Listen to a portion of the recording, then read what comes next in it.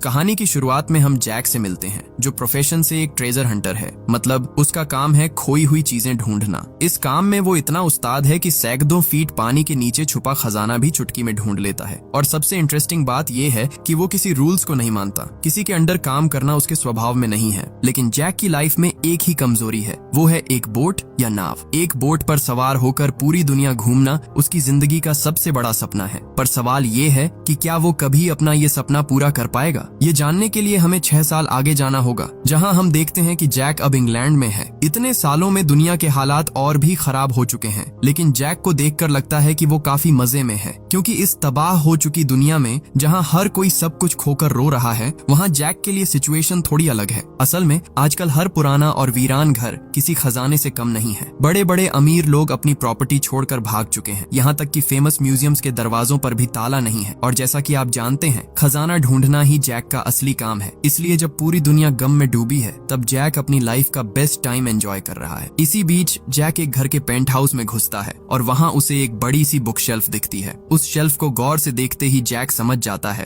कि इसके पीछे कोई सीक्रेट दरवाजा है, क्योंकि शेल्फ के नीचे कारपेट पर पहियों के निशान थे। ऐसी बारीक डिटेल्स जैक कभी मिस नहीं करता, और यही खूबी उसे बाकी ट्रेजर हंटर से अलग बनाती है। उसे ये भी समझ आ जाता है कि ये दरवाजा आसानी से नहीं खुलेगा, इसलिए बिना ज्यादा झमेला किए वो दरवाजे को बम से उड़ा देता है। ब्लास्ट के बाद जब दरवाजा टूटता है, तो जैक के सामने हाईटेक सिक्योरिटी सिस्टम वाला एक सीक्रेट लॉकर होता है। उस तिजोरी को देखकर जैक की आंखें चमक उठती हैं, पर अगले ही पल उसे एहसास होता है कि इसे खोलना इतना आसान नहीं है, क्योंकि इसके लिए पासवर्ड चाहिए होगा। लेकिन इसके लिए भी उसके पास एक खास दिमाग है। उस तिजोरी के बटन्स पर लगे फिंगरप्रिंट्स को देखकर वो एक के बाद एक कैलकुलेशन करने लगता है, यानी किन किन कीज पर सबसे ज्यादा दबाव पड़ा है, इसका हिसाब लगाकर वो पॉसिबल पासवर्ड्स की एक लिस्ट तैयार कर लेता है। इस तरह कुछ ही देर में वो एक पासवर्ड मैच कर लेता है और बड़ी आसानी से लॉकर खोल देता है। लेकिन लॉकर खोलते ही वो काफी निराश होता है, क्योंकि वहाँ कीमती चीज के नाम पर कुछ खास नहीं था, बस कुछ पुराने कैसेट प्लेयर्स थे। मगर उन कैसेट प्लेयर्स में से एक पर जैक की नजर टिक जाती है, क्योंकि उस पर पासवर्ड लिखा था। कौतूहल में जैसे ही वो उस कैसेट को प्ले करता है, उसकी आवाज से पल भर में लॉकर का एक और गुप्त वॉल्ट खुल जाता है, और इस बार उस वॉल्ट में उसे एक एंटीक बेला मिलता है, जिसकी कीमत करोड़ों डॉलर है। जैक उसे लेकर निकलने ही वाला होता है कि तभी वहाँ पुलिस की यूनिफॉर्म पहने कुछ गुंडे आ धमकते हैं। जैक उन्हें देखते ही समझ जाता है कि ये असली पुलिस नहीं, बल्कि भेस बदलकर आए मामूली लुटेरे हैं। इसलिए वो बिना कोई बात किए एक एक करके उन गुंडों को ठिकाने लगा देता है। जैक जिस स्टाइल से उन्हें धूल चटाता है, उसे देखकर साफ पता चलता है कि वो फाइटिंग में कितना एक्सपर्ट है। सबको जमीन सुंघाने के बाद वो बेला लेकर वहाँ से निकल जाता है। वहाँ से निकलकर जैक एक महल जैसे ठिकाने पर पहुँचता है, जो अब किसी पुरानी फैक्ट्री जैसा लग रहा था। इस जगह का मालिक राजा ऑगस्ट है। जैक वहाँ पहुंचकर ऑगस्ट के एक असिस्टेंट को वो बेला सौंप देता है। इसे देखकर हमें समझ आता है कि जैक अपने ढूंढे हुए सारे खजाने ऑगस्ट को ही बेचता है। बेला देकर जैक वहाँ से जा ही रहा होता है कि राजा ऑगस्ट उसे एक और काम देना चाहता है, लेकिन जैक इस काम के लिए साफ मना कर देता है, क्योंकि उसे जिस मिशन पर भेजा जा रहा था उसके लिए उसे दूसरे देश जाना पड़ता, और आज के हालात में दूसरे देश जाने का मतलब था मौत को खुद दावत देना।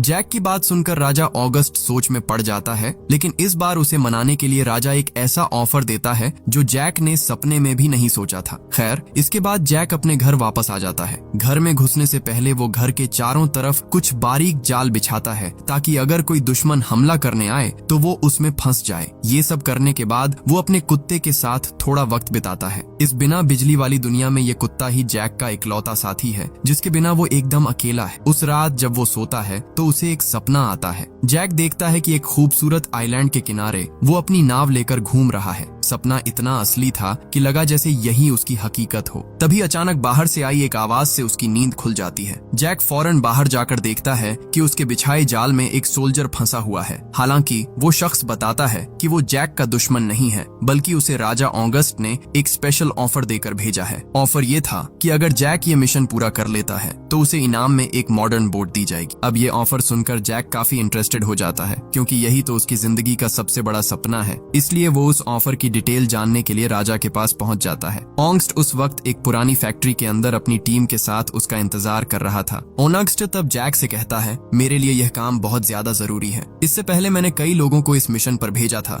लेकिन कोई भी इसे पूरा नहीं कर पाया। पर मुझे लगता है कि सिर्फ तुम ही इस नामुमकिन काम को मुमकिन कर सकते हो, और काम खत्म होने पर तुम्हें क्या मिलेगा ये तो तुम जानते ही हो। ये सब सुनकर जैक पूछता है कि आखिर उसे करना क्या है। जवाब में ऑगस्ट बताता है कि उसे मशहूर मोनालिसा की पेंटिंग ढूंढ कर लानी है, जो एक ऐसी जगह पर है जहाँ से आज तक कोई उसे निकाल नहीं पाया। राजा को पूरा भरोसा है कि जैक ये कर दिखाएगा। जैक खुद को तैयार करता है और इस मुश्किल मिशन के लिए निकल पड़ता है। हालांकि ये सफर कितना खतरनाक होने वाला है इसका अंदाजा जैक को भी नहीं था। जाते वक्त वो अपने कुत्ते को ऑगस्ट के उसी असिस्टेंट के पास छोड़ देता है। इस मोमेंट पर जैक काफी इमोशनल हो जाता है, क्योंकि उसे पता है कि शायद वो अपने सबसे अच्छे दोस्त से दोबारा कभी न मिल पाए। इसके बाद जैक का मिशन शुरू होता है। सबसे पहले वो एयरपोर्ट पहुंचता है, लेकिन वहां जाकर उसका मूड खराब हो जाता है। उसे एक ऐसा प्लेन दिया गया था जिसमें सैकड़ों गोलियों के छेद थे, पर दुनिया के इन हालातों और फ्यूल की कमी के बीच ऐसा प्लेन मिल जाना ही बहुत बड़ी बात थी। खैर, अब पीछे हटने का कोई रास्ता नहीं था, इसलिए जैक प्लेन में बैठ जाता है। तभी वो नोटिस करता है कि प्लेन का पायलट काफी कम उम्र का एक लड़का है। ये देखकर जैक थोड़ा घबरा जाता है और कुछ ही देर में समझ आ जाता है कि उसका डर जायज था।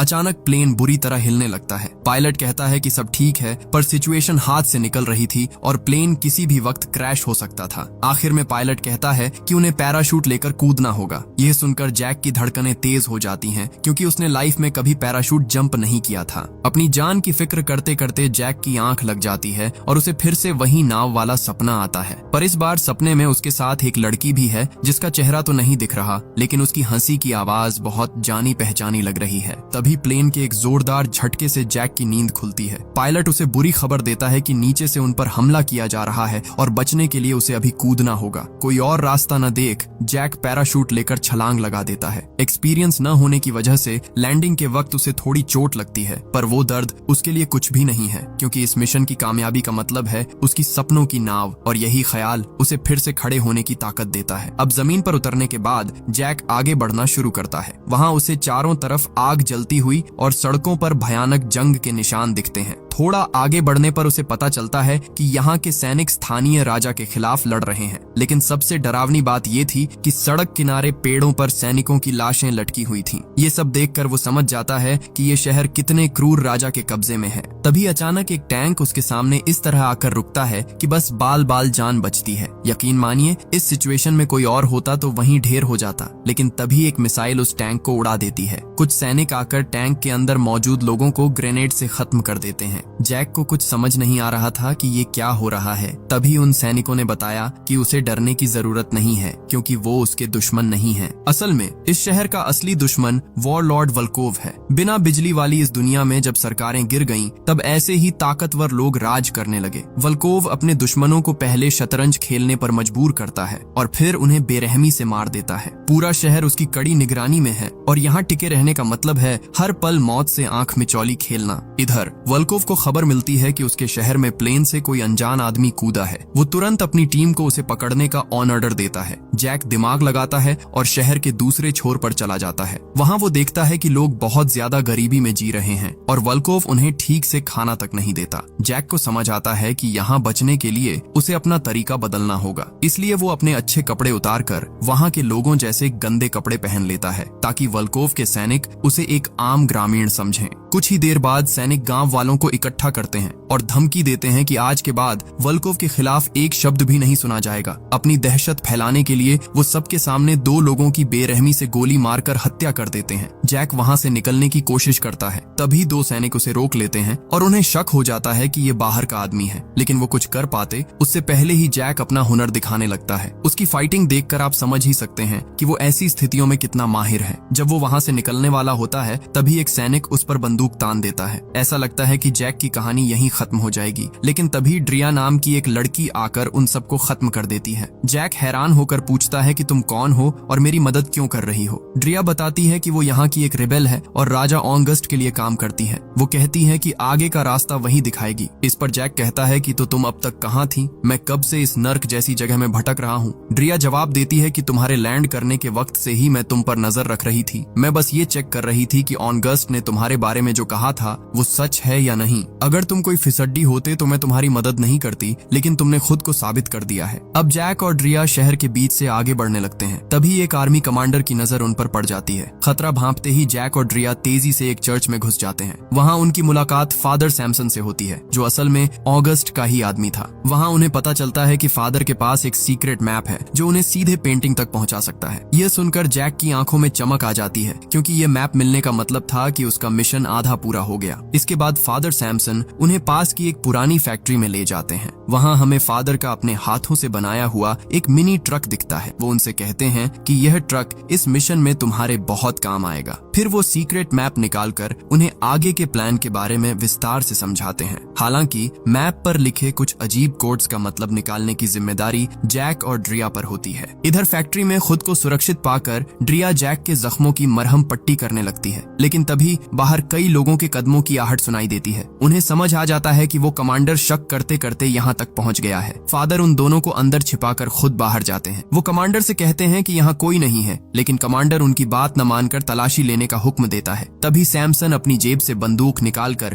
कमांडर के हाथ पर गोली मार देते हैं। जवाब में कमांडर के लोग उन पर अंधाधुंध गोलियां बरसाने लगते हैं। एक पादरी को इस तरह बंदूक लेकर लड़ते देख जैक भी एक पल के लिए दंग रह जाता है। इसी बीच कुछ सैनिक जैक और ड्रिया को देख लेते हैं, पर ड्रिया पल भर में उन्हें मजा चखा देती है। बाहर अभी भी गोलीबारी चल रही थी, इसलिए सैनिकों को अंदर हो रही लड़ाई की आवाज सुनाई नहीं दी। इस मौके का फायदा उठाकर जैक और ड्रिया फैक्ट्री से निकलते हैं और फादर के बनाए उस मिनी ट्रक में बैठ जाते हैं। अब कमांडर और उसकी पूरी टीम उन्हें देख लेती है। जैसे ही जैक गाड़ी स्टार्ट करता है, सैनिक गोलियों की बारिश कर देते हैं, पर वो ट्रक बुलेट प्रूफ था, इसलिए उन्हें एक खरोंच तक नहीं आती। जैक ट्रक लेकर रोड ब्लॉक तोड़ते हुए निकल जाता है, लेकिन सैनिक अभी भी उनका पीछा कर रहे थे। एक मोमेंट पर जैक ट्रक से उतरकर एक घर में घुस जाता है, पर जब हर तरफ से हमला होने लगता है तो ड्रिया कहती है कि अगर हम अभी टनल में नहीं घुसे तो बचने का कोई रास्ता नहीं बचेगा। जैक ट्रक लेकर टनल के अंदर घुस जाता है, लेकिन वहाँ भी दुश्मन पहले से मौजूद थे। टनल से बाहर निकलते ही सामने एक और टैंक खड़ा था। ड्रिया अचानक एक ग्रेनेड फेंककर कुछ बाइकर्स को ढेर कर देती है, लेकिन तब तक सैनिक उन्हें पूरी तरह घेर चुके थे। मगर यहाँ जैक और ड्रिया जिस स्टाइल में लड़ते हैं उसे देखकर साफ हो जाता है कि ये दोनों साथ मिलकर अपराजेय हैं। जबरदस्त एक्शन और लड़ाई के बाद वे वहाँ से सही सलामत निकलने में कामयाब हो जाते हैं। इसके बाद दोनों थककर एक सुरक्षित जगह पर आराम करते हैं। तभी जैक पूछता है कि आखिर सिर्फ एक पेंटिंग के लिए इतने सारे सैनिक उनका पीछा क्यों कर रहे हैं। ये सुनकर ड्रिया हंसती है और बताती है कि यह सिर्फ एक पेंटिंग नहीं है, इस पेंटिंग के साथ कुछ ऐसे हथियारों का राज जुड़ा है जो जिसे भी पहले मिलेंगे वो पूरी दुनिया पर राज कर सकेगा। यही वजह है कि वल्कोव के लोग किसी भी कीमत पर उसे हासिल करना चाहते हैं। ये सब सुनकर जैक हैरान रह जाता है। तभी ड्रिया कहती है, एक और बात, मुझे पता है कि तुम हर रात सपने में एक नाव देखते हो। ये सुनकर जैक को गहरा धक्का लगता है, क्योंकि यह बात उसने आज तक किसी को नहीं बताई थी। ड्रिया मुस्कुराते हुए उसे कागज की बनी एक छोटी नाव गिफ्ट करती है। उसकी हंसी सुनकर जैक को एक पल के लिए लगता है कि शायद यही वो आवाज थी जो उसने अपने सपने में सुनी थी। लेकिन इसके तुरंत बाद असली जंग शुरू होती है। वल्कोव अपनी पूरी टीम के साथ ट्रेन में सवार होकर उस तिजोरी की तरफ निकलता है। वो अपने कमांडर को खुद गोली मार देता है, क्योंकि वो जैक और ड्रिया को पकड़ने में नाकाम रहा था। इससे पता चलता है कि वल्कोव कितना बेरहम है। दूसरी तरफ जैक और ड्रिया मैप के हिसाब से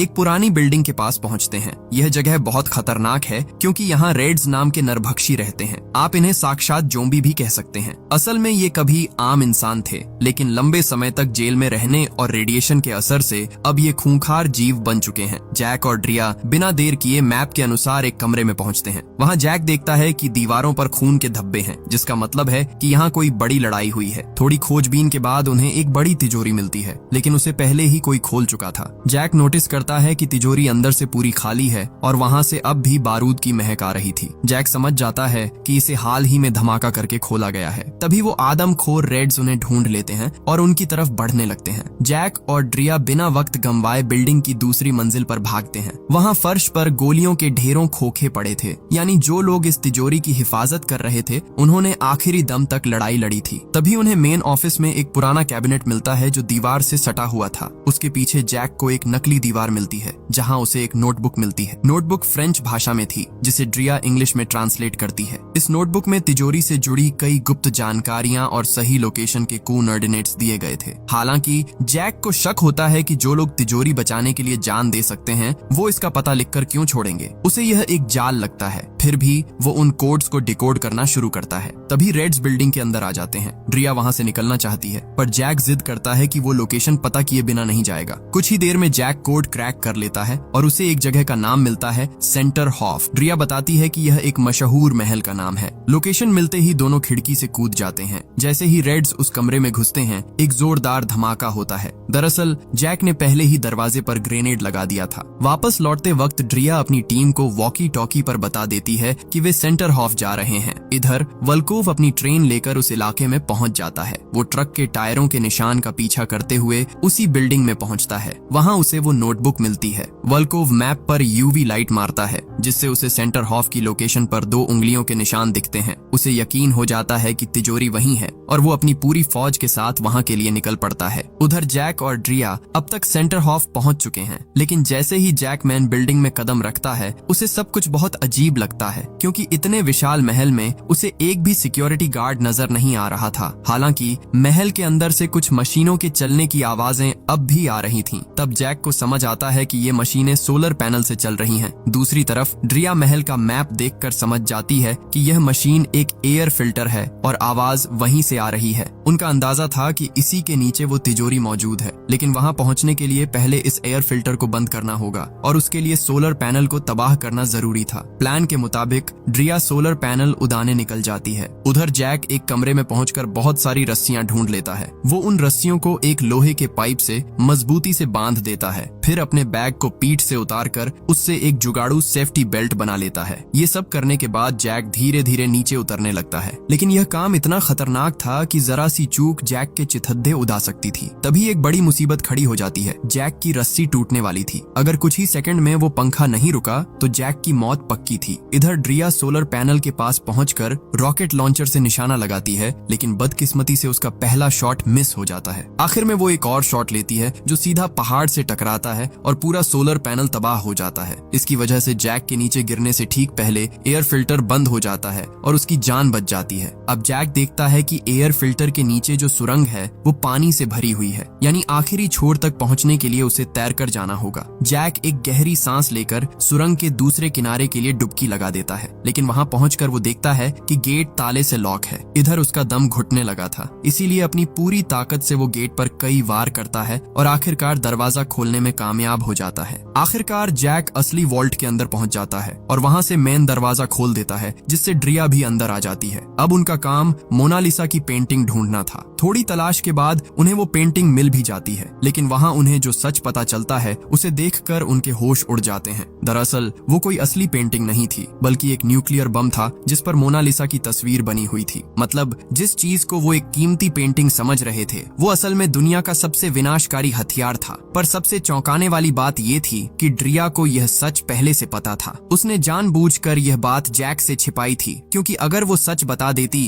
तो जैक इस खतरनाक काम के लिए कभी तैयार नहीं होता। तब ड्रिया उस न्यूक्लियर बम की असली कहानी बताती है। वो कहती है कि जब अमेरिका ने जापान पर बम गिराए थे, तब उनके पास एक बम बच गया था जिसे वे रूस पर गिराना चाहते थे, और यह वही बम है जो इस पूरी दुनिया में बचा हुआ आखिरी न्यूक्लियर हथियार है। यहाँ ड्रिया बहुत कॉन्फिडेंस के साथ बताती है कि उनका राजा ऑगस्ट सिर्फ इस बम को सुरक्षित करना चाहता है। वो इस खतरनाक हथियार का इस्तेमाल किसी मासूम इंसान पर कभी नहीं करेगा। वो आगे कहती है कि ऑगस्ट असल में वल्कोव जैसे हिंसक लोगों से इस दुनिया को बचाना चाहता है, क्योंकि अगर ये बम वल्कोव के हाथ लग गया तो वो किसी भी शहर को पल भर में राख कर सकता है। लेकिन जैक उसकी एक बात पर भी यकीन नहीं करता। वो सीधे ड्रिया से कह देता है कि कोई भी वॉरलॉर्ड भरोसे के लायक नहीं होता और उसकी नजर में वल्कोव और ऑगस्ट में कोई फर्क नहीं है। जैक साफ कर देता है कि उसका मिशन यहीं खत्म होता है और वो इस खूनी खेल का हिस्सा अब और नहीं बनेगा। यह कहकर जैक गुस्से में वहां से निकल जाता है। इसी बीच ड्रिया की मदद के लिए उसकी टीम भी वहां पहुंच जाती है, लेकिन अब असली जंग शुरू होती है। वल्कोव की ट्रेन सेंटर हॉफ पहुंच चुकी थी। उसके हथियारबंद सैनिक ट्रेन से उतरते ही चारों तरफ अंधाधुंध फायरिंग शुरू कर देते हैं। देखते ही देखते ड्रिया के ग्रुप के लोग गाजर मूली की तरह कटने लगते हैं। इसके बाद वल्कोव का एक साथी गारजानिस अपनी पावरफुल मिसाइल से ड्रिया के उस ट्रक को उड़ा देता है, जिससे वे न्यूक्लियर बम को सुरक्षित जगह ले जाने वाले थे। इतना ही नहीं,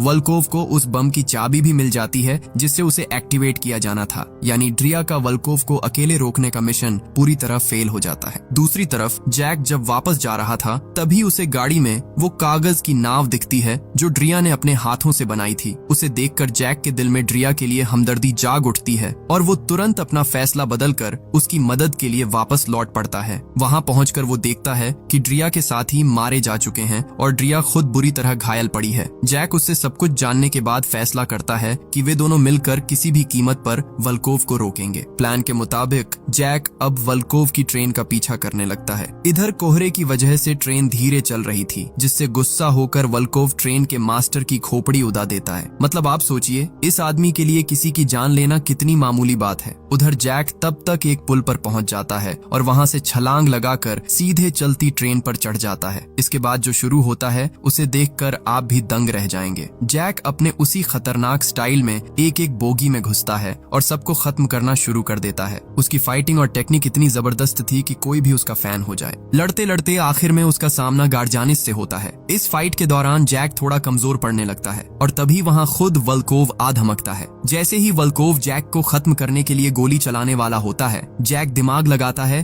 और गार्जानिस को अपनी ढाल बना लेता है। इससे वल्कोव की गोली गार्जानिस को लग जाती है और जैक खुद को बचा लेता है। इसी मौके का फायदा उठाकर जैक वल्कोव पर झपट पड़ता है और अपनी जेब में रखे कंपास से उसके हाथ में गहरा घाव कर देता है। साथ ही जैक झपट्टा मारकर उस न्यूक्लियर बम की चाबी भी अपने कब्जे में ले लेता है। दूसरी तरफ ड्रिया तब तक उस रेलवे ब्रिज के ठीक निचले हिस्से में पहुंच चुकी थी। वो अपने बैग से विस्फोटक निकालती है और पुल के पिलर्स पर सटीकता से फिट कर देती है। उनका प्लान इस पूरे ब्रिज को उड़ाकर ट्रेन को रोकने का था। हालांकि ड्रिया जानती थी कि ऐसा करने से जैक की जान भी जा सकती है, फिर भी मिशन के लिए वो ये कड़ा फैसला लेती है। जैसे ही ट्रेन पुल पर आती है, ड्रिया बटन दबा देती है और एक जबरदस्त धमाका होता है। पूरा ब्रिज टूट जाता है और ट्रेन आंखों के सामने गहरी खाई में जा गिरती है। ये मंजर देखकर ड्रिया फूट फूट कर रोने लगती है, क्योंकि उसे लगता है कि जैक भी अब जिंदा नहीं बचा होगा। लेकिन तभी जैक उसके पीछे आकर खड़ा हो जाता है और कहता है, इतनी मेहनत से मिशन पूरा करने के बाद तुम इस तरह रोगी, ये मैंने सोचा नहीं था। ड्रिया खुशी के मारे उसे गले लगा लेती है। फाइनली मिशन खत्म होने के बाद वे इंग्लैंड लौट आते हैं, जहां जैक राजा ऑगस्ट को न्यूक्लियर बम की चाबी सौंप देता है।